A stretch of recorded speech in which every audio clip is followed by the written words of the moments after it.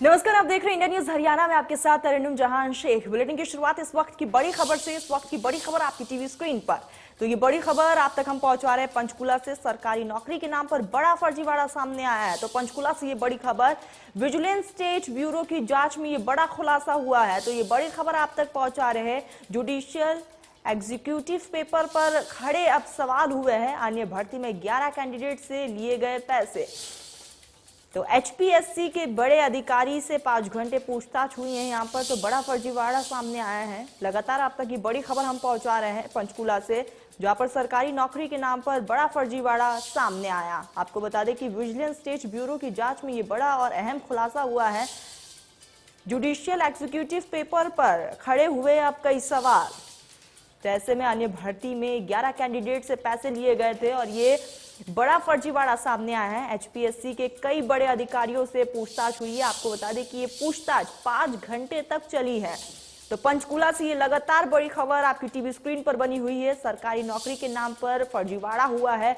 Vigilance state bureau की जांच में ये अहम खुलासा किया गया है। जुडिशियल एग्जीक्यूटिव पेपर पर खड़े हुए कई सवाल। आपको बता दें कि अन्य भर्ती में 11 कैंडिडेट से यहां पर पैसे लिए गए थे। एचपीएससी के बड़े अधिकारी 5 घंटे के लिए पूछताछ उनसे की गई।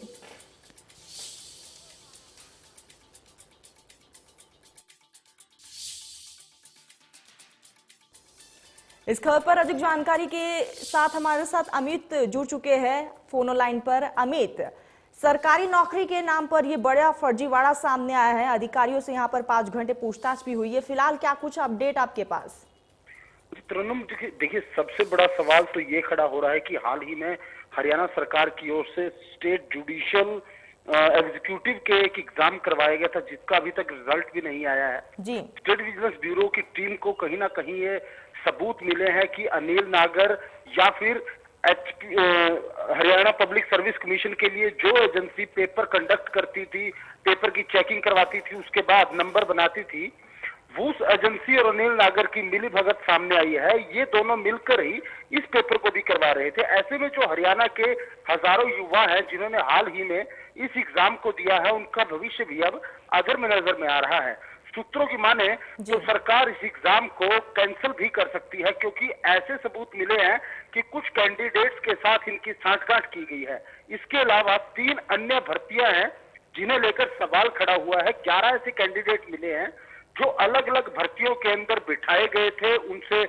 डीलिंग की गई थी। ये डीलिंग 50 लाख रुपए से लेकर 1 करोड़ रुपए के बीच में हुई है। वहीं अगर स्टेट एग्जीक्यूटिव की पोस्ट की बात करें, जुडिशियल की बात करें, तो उसके अंदर बताया जा रहा है कि करीब 1 करोड़ से लेकर 1.5 करोड़ रुपए के बीच में डीलिंग की गई है।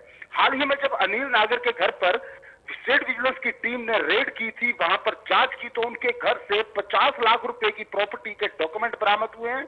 कुछ विदेशी इलेक्ट्रॉनिक सामान बरामद हुआ है जो लाखों की कीमत का है। इसके साथ साथ 10 से 12 लाख रुपए भी उनके घर से बरामद हुए हैं।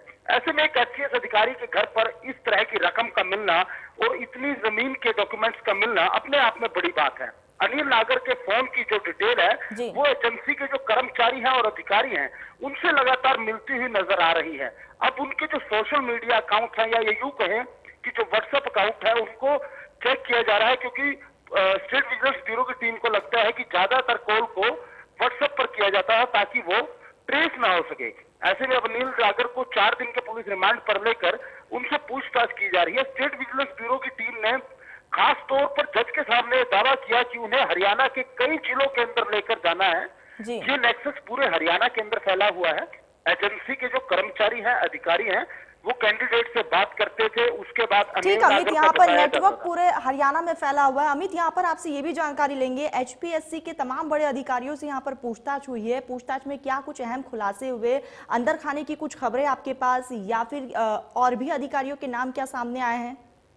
जी तरन्नुम, सुपर एक्सक्लूसिव डिटेल ये है कि हरियाणा पब्लिक सर्विस कमीशन के जो सेक्रेटरी हैं उनसे 5 घंटे तक बिठाकर पूछताछ की गई है। उनसे अनिल नागर से जुड़े कुछ दस्तावेजों के ऊपर जो साइन हुए थे उन पर जवाब मांगा गया है, क्योंकि अनिल नागर के पास जो फाइल आती थी उसके बाद वो सेक्रेटरी लेवल के अधिकारी के पास जाती थी, उसके बाद वो फाइल चेयरमैन के पास जाती थी, फिर सरकार से अप्रूवल होने के लिए वो पहुंच जाती थी। ऐसे में कहीं ना कहीं ये बात सामने आई है कि इस ऑफिस ठीक के अमित, अंदर आप पूरे खबर पर नजर बनाए रखिएगा, आगे भी आपसे अपडेट लेते रहेंगे। फिलहाल तमाम जानकारी हम तक पहुंचाने के लिए आपका अमित बहुत बहुत शुक्रिया। आपको बता दें कि यहाँ पर सरकारी नौकरी के नाम पर बड़ा फर्जीवाड़ा सामने आया है। आरोपी नागर को 4 दिन की पुलिस रिमांड पर लिया गया है। वाले जी मनगढ़ंत बातें कर रहे हैं। अक्यूज्ड हमारा इनोसेंट है। He will come out, truth will come out very soon. He has been framed wrongly in this matter, and truth will prevail very soon. आप just trying to connect things without any rhyme or reason. They are saying कि भाई एक paper इधर कराया, एक paper उधर कराया. They have nothing substantiate in their record. They have just requested the court for remand, and we agreed to it. तो अभी 4 दिन का रिमांड दिया है, and he will be reproduced on Wednesday. In meantime, we will also move court tomorrow for some application. Haryana में नौकरियों के नाम पर होने वाली धांधली के चलते स्टेट विजिलेंस की टीम ने एक मामला दर्ज किया और एचपीएससी के डिप्टी सेक्रेटरी अनिल नागर को गिरफ्तार किया। अनिल नागर को अभी पंचकुला कोर्ट में पेश किया गया, जिसके चलते उन्हें 4 दिन के पुलिस रिमांड पर लिया गया है।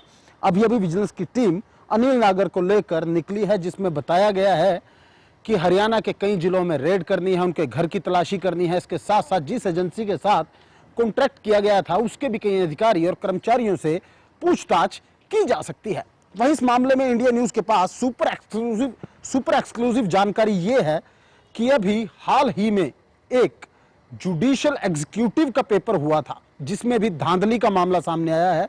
हो सकता है कि उस पेपर को कैंसिल किया जाए।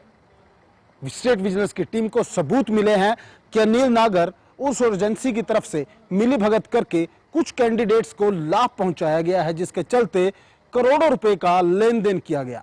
वहीं एक दिन पहले जहां करीब 1.25 करोड़ रुपए की वसूली हुई थी, 1.25 करोड़ रुपए बरामद हुए थे जो वसूली के तौर पर आए थे, वहीं इस मामले में अब 2 करोड़ 22 लाख रुपए से ज्यादा की रकम बरामद की जा चुकी है। स्टेट विजिलेंस की टीम ने कोर्ट के सामने कई दलीलें पेश की हैं, कई डॉक्यूमेंट्स रखे हैं, जिसमें उन्होंने बताया है कि कैसे युवाओं से कांटेक्ट किया जाता था, अलग अलग एरिया में अपने दलालों को छोड़ा जाता था, उसके बाद एजेंसी के अधिकारियों से मिलकर उनके पेपर्स को क्लियर करवाया जाता था।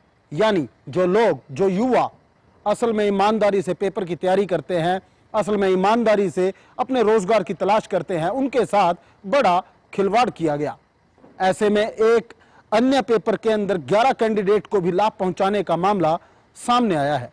स्टेट विजिलेंस की टीम अब जांच के दायरे में अनिल नागर के साथ साथ सेक्रेटरी से भी पूछताछ कर चुकी है।